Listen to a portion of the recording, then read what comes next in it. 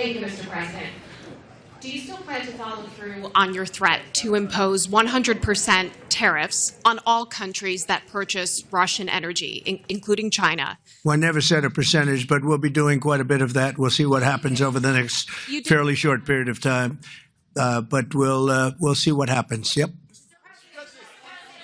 You know, they have a meeting tomorrow. We have a meeting with Russia tomorrow. We're going to see what happens. We'll make that determination. U.S. President Donald Trump has issued a fresh warning to countries still buying energy from Russia, including key allies and partners like India and China. Speaking to reporters, Trump said, "I never said a percentage, but we'll be doing quite a bit of that. We'll see what happens over the next fairly short period of time." He added, "We have a meeting with Russia tomorrow. We're going to see what happens." This comes as part of Trump's escalating push to isolate Moscow economically and pressure President Vladimir Putin into agreeing to a peace deal with Ukraine.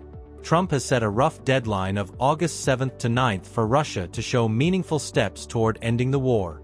If not, countries continuing to buy Russian oil could face secondary tariffs as high as 100%. And that's not all. A new bipartisan bill introduced in the U.S. Senate takes it a step further, proposing tariffs up to 500% on imports from any country that continues purchasing Russian oil, gas, petroleum products, or uranium while refusing to back Ukraine. The message is loud and clear: stop buying Russian energy or pay the price. India and China, two of the world's largest oil importers, are now directly in the crosshairs. Trump has specifically accused India of importing massive quantities of Russian oil and reselling it for profit. On Monday, he declared that the U.S. would substantially raise the tariff paid by India on exports to the U.S. as a consequence. Meanwhile, U.S. Treasury Secretary Scott Bessent has been delivering similar warnings to Beijing.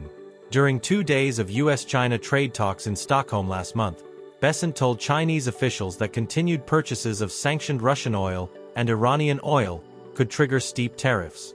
China, however, is not backing down. In response, the Chinese Foreign Ministry issued a firm statement on X. China will always ensure its energy supply in ways that serve our national interests. Coercion and pressuring will not achieve anything.